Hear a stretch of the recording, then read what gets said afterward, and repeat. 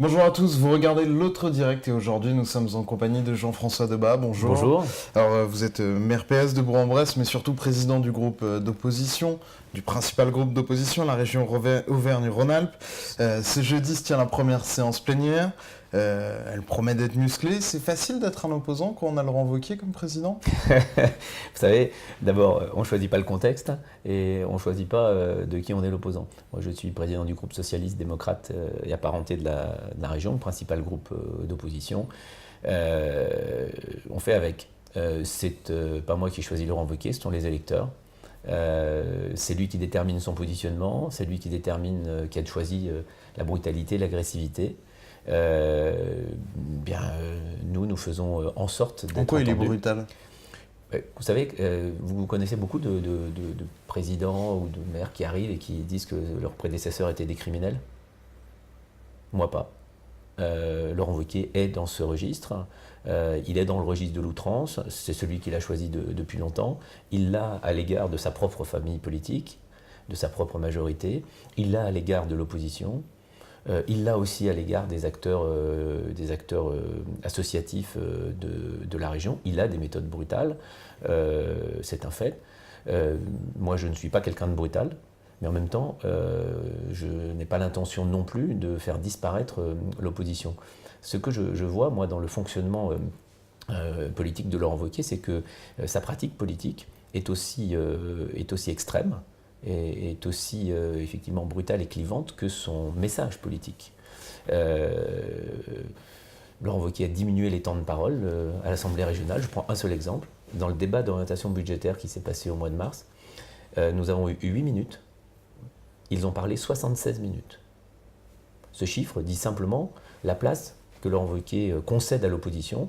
Nous allons prendre notre place. C'est la prime majoritaire du temps. Non, c'est pas seulement la prime. Du temps où vous étiez, vice-président en charge des finances et que vous défendiez le budget, votre sourire vous trahit. Non.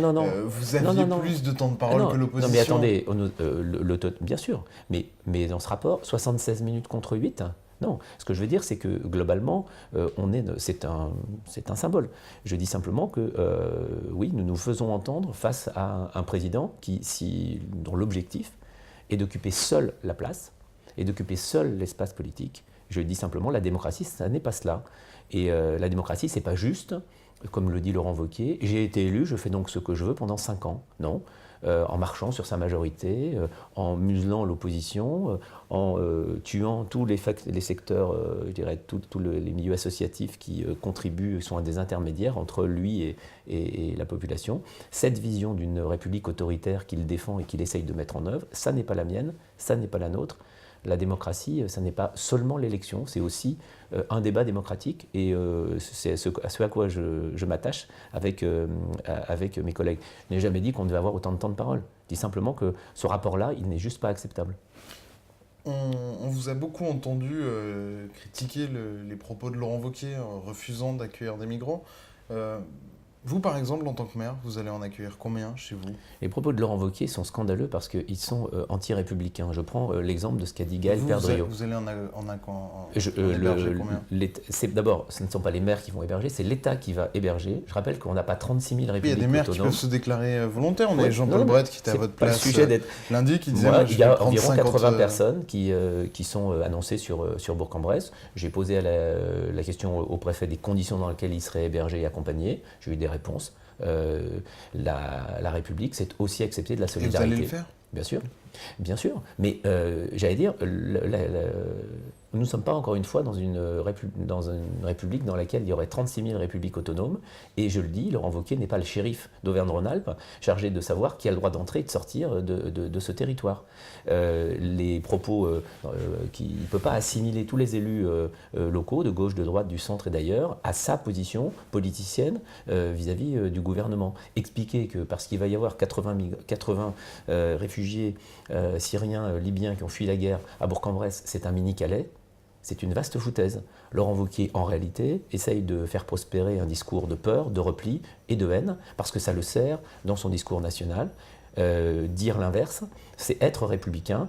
Et je salue aussi quelqu'un comme Gaël Perdriau, qui a eu le courage de dire, maire de Saint-Étienne, maire des Républicains de Saint-Étienne, qui a dit nous accueillerons à Saint-Étienne le nombre de réfugiés que l'État se propose d'héberger sous la responsabilité de l'État. Ça me paraît être un comportement républicain, au contraire de celui de Laurent Wauquiez.